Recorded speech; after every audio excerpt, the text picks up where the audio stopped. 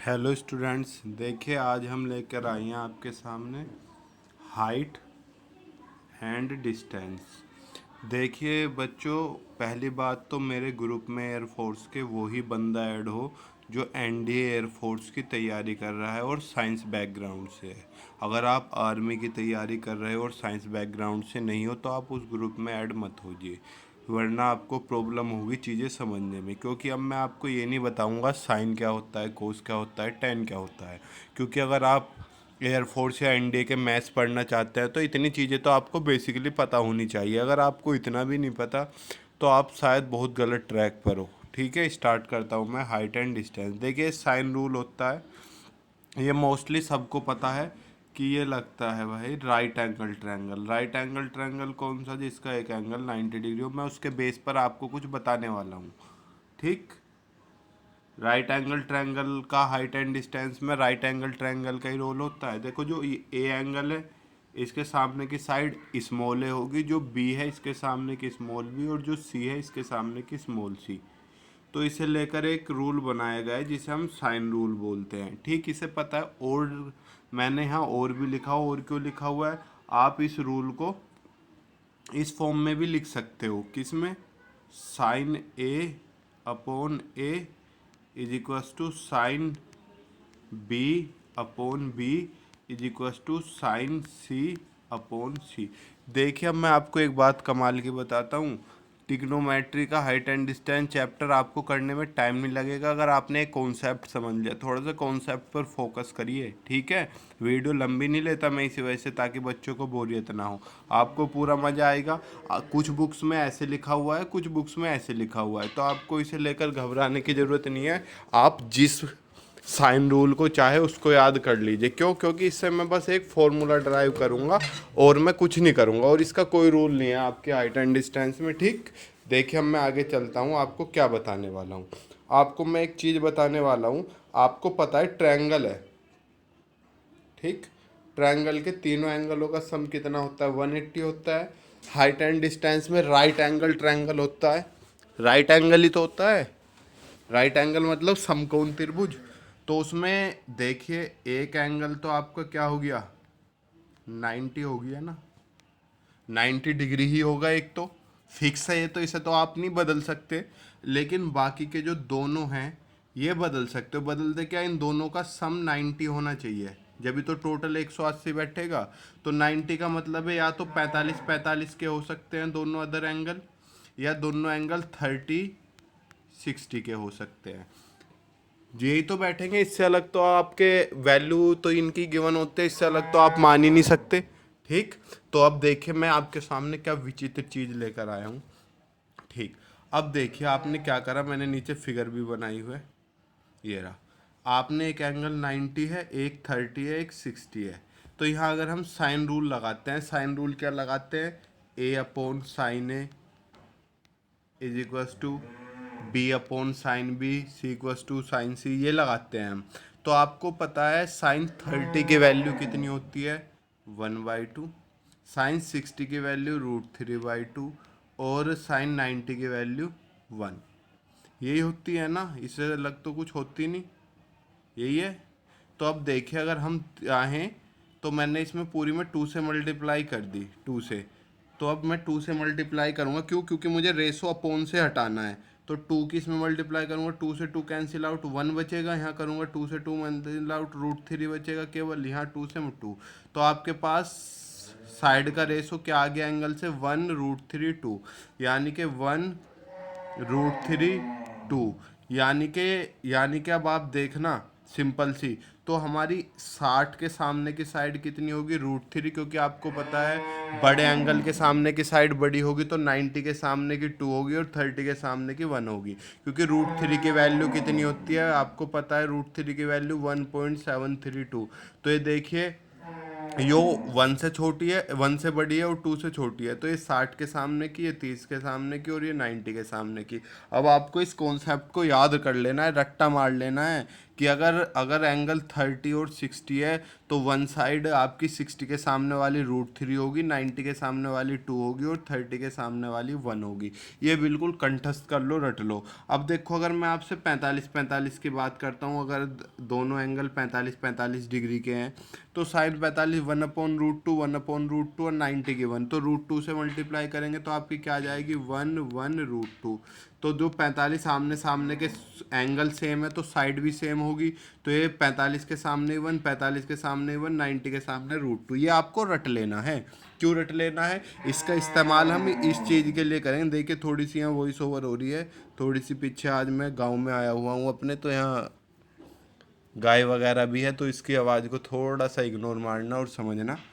देखिए अब सिंपल सी एक चीज़ बेसिक समझिए, अगर मैं आपसे कहूँ 10 मैंगो हैं, वे 50 रुपीज़ के हैं, तो 1 मैंगो कितने का?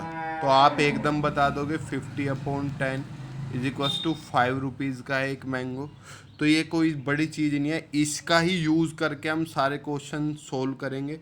देखिए पहला क्वेश्चन आपके सामने आ चुका है, क्या है? Height of a lighthouse is 150 metre, 2 stones are placed on either side of the lighthouse if angle of elevation of both stones to the top of the lighthouse is 30 degree and 45 degree, then find out the distance between the stones. इसका मतलब है, कोई मतलब light house है, building मान लो आप, हिंदी में सुनिए, उसकी हाइट कितनी है 150 मीटर, उसके दोनों साइड एक एक पत्थर रखा हुआ है और उस बिल्डिंग के ऊपर से एक पत्थर का एंगल 30 डिग्री है और एक का 45 डिग्री है, तो बीच का एंगल बताइए। अब देखिए आप कैसे करोगे, आपको घबराना नहीं, आप बड़ी आसानी से इस क्वेश्चन को करोगे। देखिए मैं फिगर बना रहा हूँ आपकी, ठीक, ये देखिए, ये आपका क्या है, एक पावर हाउस है, लाइट हाउस है। कितनी हाइट है इसकी?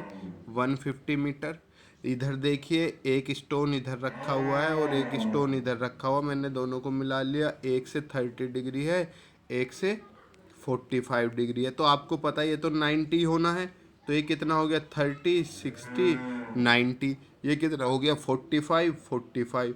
अब आपको पता है हमें इस ट्रायंगल को देखे, इस वाले को, इस वाले को, सिंपल सा बेसिक है। आप इस ट्रायंगल को देखिए, थोड़ा सा रुकिए, देखिए तो 45 45 आमने सामने की साइड सेम होगी, ये 150 है इस 45 के सामने की, तो ये भी कितनी होगी 150 होगी। ये तो बेसिक है। तो अब हमें पता चल गया ये मेरा ट्रायंगल था।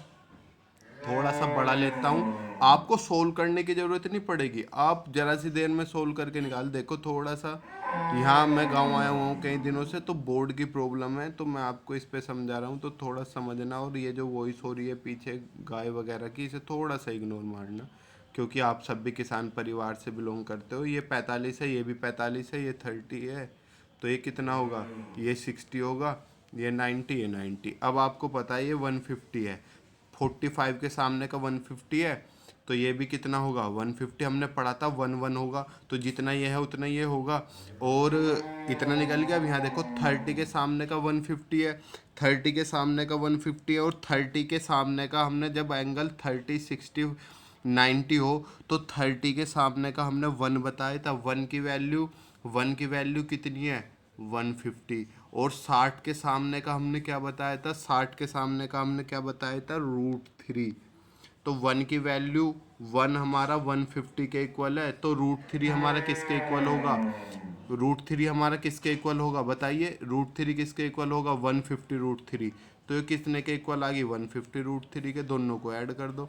ज़्यादा टाइम नहीं, छोटा सा लगेगा, थोड़ा सा यहाँ बीच बीच हो रही है क्योंकि ज़्यादा बड़ा पेज नहीं है और थोड़ा फिंगर से लिखना होता है, ठीक है। आप समझ तो गए ना, इतना काफ़ी है मेरे लिए। देखिए अब मैं अगले क्वेश्चन पर आता हूँ।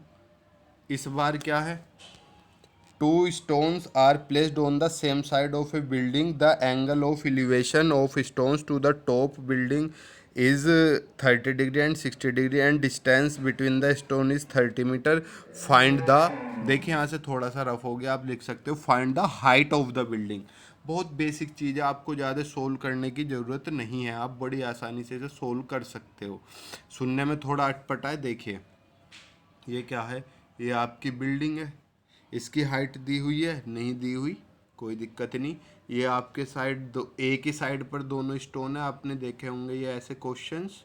देखिए ध्यान रखना, जब पास आ जाते हो तो वैल्यू बड़ी बढ़ जाती है, तो एंगल पास वाला बड़ा होगा, ध्यान रखना हमेशा। ये 60 डिग्री होगा और ये 30 डिग्री होगा। स्टोन्स के बीच की डिस्टेंस कितनी दी हुई है, 30 मीटर। अब आप बेसिक सी चीज़ देखिए, बेसिक चीज़, आपको दिमाग नहीं चलाना।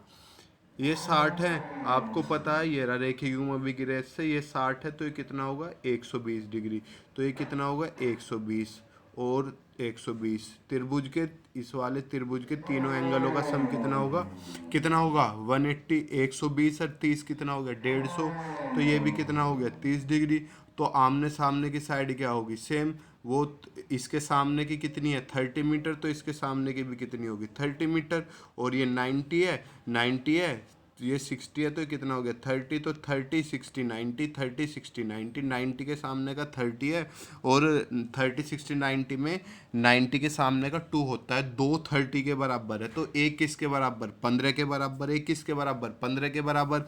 तो और ये 60 के सामने वाला कितना होता है, 60 के सामने वाला √3 होता है। तो कितनी वैल्यू आ गई, 2 30 के बराबर है। थोड़ा सा देखिए, इसे थोड़ा सा मैंने रफ कर दिया सारा, अब समझ आता हूँ। 2 30 के बराबर है, तो एक किसके बराबर 15 के, तो √2 किसके बराबर √3 किसके बराबर 15 √3 के। बेसिक है, देखो अगर आप समझोगे तो करोगे, नहीं समझोगे तो नहीं करोगे। मैं आपको कुछ क्वेश्चन देता हूँ घर के करने के लिए, अगर आपके समझ में आता है तो ठीक, नहीं तो मैं 2-4 दिन में अपने घर पहुँच जाऊँगा, वहाँ से मैं आपको ये बोर्ड पर बड़े ही एक्सप्लेनेशन के साथ समझाऊँगा। ABCD, ठीक। ये है 30 डिग्री और ये है 15 डिग्री, ये मैं आपको दे रहा हूँ, ये 30 डिग्री है, ये 15 डिग्री है, और इनके बीच की डिस्टेंस ये वाली है, ये वाली है 100 मीटर। ठीक, आपको एक क्वेश्चन कंप्लीट करना है, ये बताना है मुझे ये कितना होगा। ठीक, एक क्वेश्चन और दे रहा हूँ मैं आपको, होमवर्क है ये। ठीक, ये 12 मीटर है, ये 45 है, ये 30 है। आपको ये डिस्टेंस बतानी है। अब आप देखिए, आपको sine theta, tan theta, cot theta लगाने की ज़रूरत नहीं है, जो मैंने बताया वही, कि 30 60 90 वाले ट्रायंगल में 30 के सामने 1, 60 के सामने √3 और 90 के सामने 2, और 45 90 में 40 के सामने 1, 45 के सामने 1, 45 के सामने 1 और 90 के सामने √2। आप इसे कर सकते हो आसानी से दोनों क्वेश्चन। ये देखिए, इससे हार्ड क्वेश्चन शायद मैंने नहीं देखा आज तक। ये मैं आपको होमवर्क दे रहा हूँ। पहली चीज़ तो कुछ बच्चों को ये क्वेश्चन ही समझ में नहीं आएगा। जो बच्चे इस क्वेश्चन को समझ जाते हैं, समझिए हाइट एंड डिस्टेंस उनके लिए हलवा है, क्योंकि ये क्वेश्चन बहुत ही हाई लेवल, ये आईआईटी का क्वेश्चन है, मैं आपके लिए लाया था। ठीक, इसे अटैम्प्ट करिए, बाकी वे दोनों तो आप करिए ही करिए, इसे कोशिश करिए। तब तक के लिए गुड लक। और देखिए, मैंने आपको पहले ही बताया है कि जो भी बच्चा हमारे ग्रुप में एनरोल होना चाहता है वे इस नंबर पर व्हाट्सअप करे। एक चीज़ और वापस से कह रहा हूँ मैं, अगर कोई बच्चे को एयरफोर्स एंड साइंस बैकग्राउंड का नहीं है, वो ग्रुप लीव कर दे। ठीक है, तब तक के लिए all the best, good luck, bye.